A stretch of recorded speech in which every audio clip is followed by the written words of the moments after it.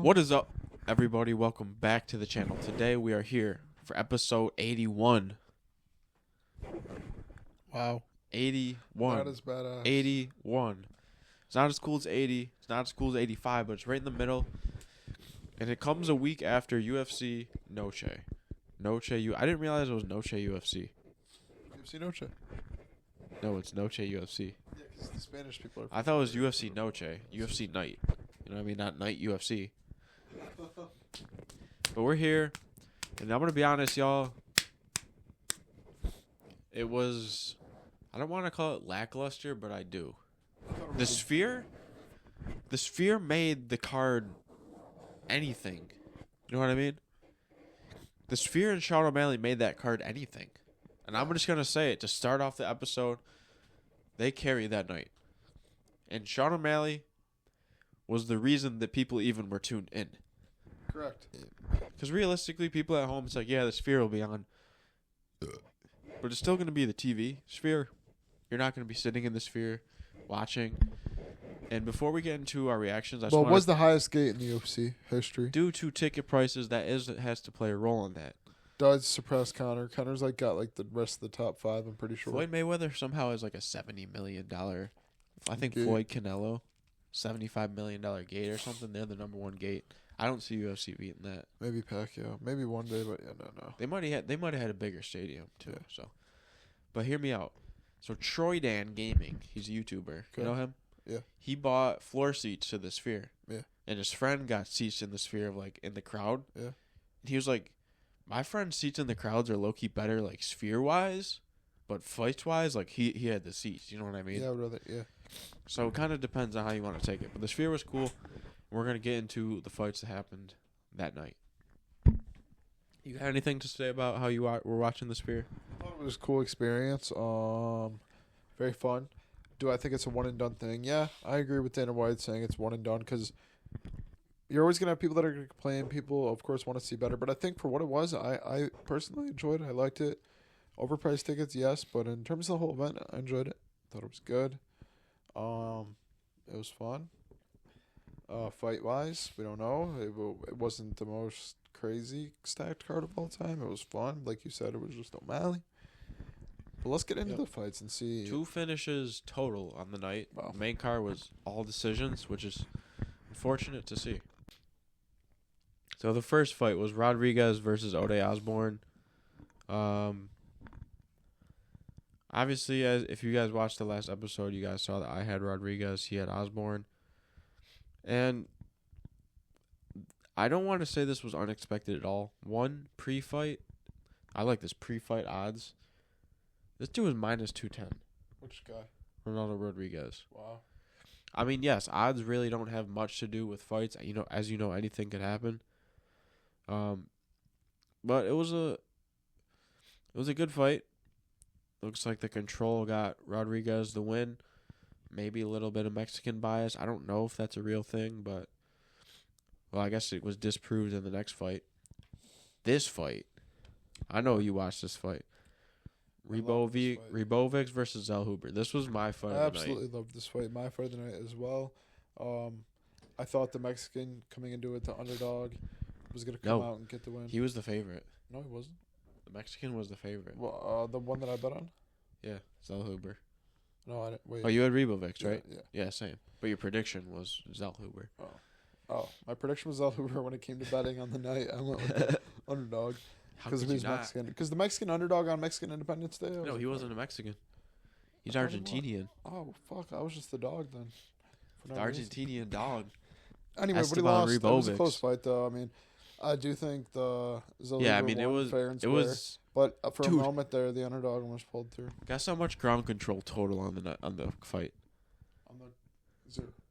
15 seconds. Damn. 15-second ground control. I mean, that's still a lot considering the whole other 4 minutes. Yeah. And 45 seconds. We're just stand up, but yeah, that was my fight of the night. That's my fight of the night. It has to be. Yeah, me too. If it's not your fight of the night, you're tripping. Next up, another fight. We expected this. Diego Lopez got a unanimous decision over Brian Ortega. Yeah, I honestly thought he was going to get the stoppage. We saw within the first minute. Yeah, the beginning was like bang, Diego Lopez. It was almost like he was out, and then the second I don't know what Hook happened almost woke after him that. up, and then he was piecing him up pretty much the whole fight. And then the third round, he almost finished him again. Huge performance from Diego Lopez, well deserved. Fighting on, it seems like he's just fighting all of a sudden, like bang, bang, bang, bang, bang. But now he's top 3, and he's gonna have to fight some serious guys now. So I'm interested to see how that goes for him. Dog. So that was a good fight though. But yeah, we predicted that one fairly easy. Yeah, and quick little side note on Diego Lopez. I might be in the minority here. I'm not exactly sure, but I don't think he deserves a title shot yet. Me No. personally. I think just the fact that he jumped so far ahead in the rankings. And he kind I of. mean, yes, Sean O'Malley got a title shot, but the bantamweight division is slimmer. This is featherweight we're talking. I think at least one more fight, then the title shot. Yeah, I agree. So, we always love to see Diego out there, though. Next fight, the end of a trilogy. The end of a very lackluster trilogy besides the first fight. Valentina Shevchenko Am I right? dominates Alexa Grasso. I say dominates Alexa Grasso in their third title fight now. The first one, we know Valentina had Alexa Grasso with the upset. Valentina was winning up on every round on the judges' scorecards up until the finish. Second fight, very close fight. A lot of people had Valentina. I personally was like, this is such a boring fight. Yeah, it could have went either way. So the second fight was a draw, and then this was to decide it all. Valentina goes on and wins. Good performance, I guess. Honestly, Valentina, it might have been a boring performance, but I think she's allowed to go out there and do that just because, man, like, she's the 35-year-old vet. She's been killing the UFC for the past, since we've been watching, bro. It's like she's been one of the top girls in the UFC. So, boring performance, yeah, but I don't know how much longer she's got left in the octagon, so we should just appreciate it. But do I think the fight was boring? I was like, yeah, this shit boring, bro. Like, she was dominating without dominating. I didn't see her going for any finishes, any submission advances, any passes in the guard, similar to what we see in the main event that we're going to talk about. So good performance, I guess, but lackluster kind of. What did you think about it? I also have to agree. I don't think it was... This is why they don't book these as main events. Well, This is why the last one was on a fight night. But we were shown why this wasn't a main event. And really, for Shevchenko, all this was, okay, I've been winning. I have 7 title defenses. Okay, I drop a fight. We draw. I get it back. On with the show. That's all I think this is for Shevchenko. Yeah. So I don't know who she's going to fight next, because this Grasso thing was kind of good because it let some people get good, but it's still like there's nobody really there. Right. And it's like, what the hell? So we're going to see who Shevchenko gets up against next. Maybe she'll move division. I don't really know how she is with like cutting weight and like gaining weight. Right. But we'll see. And then the main event, y'all. We've been waiting for this. We knew this was coming as soon as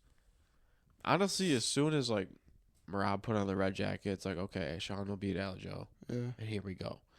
And I'm going to be honest. We're Sean O'Malley fans. We predicted Sean O'Malley. But deep down, Yeah. I think deep down we can all admit Merab had the advantage there. Yeah. Not in all aspects, but in more aspects than we were talking to this about after the fight. One, on the fight, before we deep dive 2 into it, I thought it was a lot closer fight than people thought. As much as I would say Merab dominated, but I would say that it was still a closer fight, judging criteria on like who won the fight. I think if you look at it and you just watch it as a fight, you're like, yeah, Merab dominated. But if you look at it off judging criteria and you score by rounds. You don't score by end of the fight total points. You score by rounds. So closer fight than people thought. I do think Merab still dominated, and like you said, I had this deep thing in the back of my mind where it's like Sean O'Malley's definitely at a disadvantage. You have a guy who is almost tied for or almost has the record for the most takedowns in UFC history. He's close, y'all. And then you have a dominant striker that obviously his grappling is not going to be on par with these guys, but I do think Merab won that fight. Sean O'Malley, Meguru, there's some people on Twitter right now trying to say that they won the fight. I do think O'Malley's kind of trolling with it a little bit because he was taking the loss well, and then it seemed like he took a turn. I think he's just trolling, doing what he's doing. He really took no damage. And I was texting you about this, bro. The haters are just ruthless nowadays. Like, Haters are ruthless. Like it was almost Rob like has O'Malley. fans I feel like now. O'Malley, like he was not on Connor's level of star power, but O'Malley No. definitely had the star power. He definitely was a draw. He was the casual. I mean, he was the new age yeah. Connor. In So a like way. me and you were fans. The new age Connor. Well, yeah, me and you were like fans. you talk to somebody like, yeah, O'Malley. That's what I mean. So me and you were fans. I thought O'Malley was a sick champion. poster, But a it's shirt. like all of a sudden now it's like everyone hates him. Like they're like, "Ha, he's done. He'll never become champ again. Look at him. He's on the Tony Ferg route." Like, dude, this dude, he's a 28-year-old. What? He's a 28-year-old, one of the I youngest think UFC he's- I think champions he's in ever. his 30s. I don't think so. I think he's 32. Nope. Look it up. You think O'Malley's 32? You are insane. How old is 28. Sean O'Malley? 28. 39. 29. So yeah, Why do I 29 think years he's old, in very his young. 30s? My bad. Chat. For the bantamweight division, that's very young. You know, usually we get these old champions. So yeah, I'm interested to see. I know O'Malley's going to come back. Do I think he could have done a little more in the fight? Yes. But Does I he think come back right to a title shot, or is Sandhagen and him? no. I He think d- he that's the can't- fight. I think they don't put him at a title Sandhagen shot. and, Yo, here's the and thing. O'Malley is the fight. So he's out for a little bit. like a year. I think he comes back with Connor. He says the year to fill in the gap, just in case. on the same Comes card. back on the Connor card. Co-main. Non-title fight. If you took any glimpse at that fight throughout the whole, like if you looked at it for a minute, turned away, came back in like a couple minutes, you would even know Merab won. Yeah. I mean, you just saw it. He was controlling the fight. He was dominating the fight. And that's all it takes nowadays in the UFC. Sometimes, just control a fight and you win. Like, you see it a lot when whoever's in the middle of the octagon, keeping you against the fence, and it goes to a decision, they're most likely going to win. We've said this before. Obviously, Merab pressured. And one quick little take I wanted to put on. So do you remember, I think it was Conor versus Alvarez? Yeah. Or Conor versus Mendez, I mean. Is Mendez a wrestler or is Alvarez a wrestler? Which one? They both were. Either way, I think it was Mendez. Cheeto Vera was like, I don't know why O'Malley didn't really, like, go at Merab at all when he was in that maneuver of trying to take it. Like, because I guess Conor versus Mendez was like, Conor just taking advantage of Mendez going down all the time. Mendez kept him down one of the rounds the whole time, but Shit. he definitely put it on him when it was on the feet. He put it on him. As And, like, to where O'Malley was and that's relying on. that's where Cheeto's like, Sean wasn't putting it on him. Exactly. And it's just unfortunate. Because I think, obviously, like I was saying like a couple minutes ago, when you talk about Merab, you talk about standing, grappling, wrestling, obviously just the threat of a takedown 24/7. Sean O'Malley, it's like, he's got to knock you out. Exactly. That's the only way. And I think for Against O'Malley these high-level to wrestlers. get the title again, since it's Umar Nurmagomedov and Sandhagen, he's no one to mess around with on the ground either. But Merab is champ right now. It's gonna be tough for him to get back to the title. And I'm gonna be honest, if I could bet, I don't think he's gonna be the champion again. I would just run. I would run to a different division. Maybe. There's But too many I don't see him winning it. This division is way too stacked, bro. There's been way too many champions in the like, dude, damn near everyone you beat now is a former champion. Like, I don't it's see fucking crazy. Sean O'Malley being the bantamweight champ again. I'm gonna say it. I'm gonna stick behind my word. I don't know if he will. And if he does become a bantamweight champ again, I'll get a pie in the face. Yep. You heard that here first. I like that. So save it. Clip that, chat. Clip that. But yeah, overall it was a great night. Obviously, like we said, the Sphere looked dope. I think if I had to pick something to go watch at the Sphere, I think it would be either like a virtual movie or a concert. I don't know if my first choice would be a UFC fight, because it's like, yeah, they have all the cool shit, but it's like, I'm gonna watch the fights. If I had the money, I would. Not even necessarily saying like if I had the money, but like if I was rich, let me say. Like Yeah. if I had, I mean, dude, money Troy, guess how much Troy Dan's floor seat was? Like probably like 45, second row of the floor. like 40K. $63K. Yeah. So Like what? so But he did get a meet and greet with the fighters, a so, like, private area. If I had money, both fight I kids. would be blowing it on shit UFC like that. tickets? But personally, for the average fan, that is not worth it. Not at all. But yeah. Oh yeah, the people on Cool the floor event, are not overpriced, average though. fans. Yeah. I feel for some, like, part of me is like, are people at events even average fans? Like, I would consider myself more than an average fan. I've never been to a UFC event. Yeah. We could have, but it's like, shit, it's gonna be like a grand a pop. We just You know what I mean? So it's like, I'm just gonna cut my losses, go to LFA for $50. Stick him to Buffalo. Yeah, facts. If they come to Buffalo, then we'll just fly there. I wish we lived in Buffalo when it came to Buffalo. If they came to Phoenix, that'd be fire. So, obviously, tonight, when we're recording this, there's no fights. Next week is Moicano versus Benoit Saint-Denis. That's going to be a good It's going to be a good one. So, I think I'm going to go with... Saint-Denis. I'm going with Saint-Denis. Marciano had a good little run here. But almost flatlined by everybody. Saint-Denis has that Poirier experience, you know what I mean? Do you think Saint-Denis' chin is now just gone? I think he had staph infection. I don't think he was long. Okay. Staph infection, no joke. I think Poirier still could have knocked him out. Yeah, obviously, but Poirier's got that thing on him. So he's got to suck on that thing. He's got the huck tool. Ta-da. So that's gonna be a good fight. Also, we have Brendan Allen, the dude who was talking shit to us. Finally. Is fighting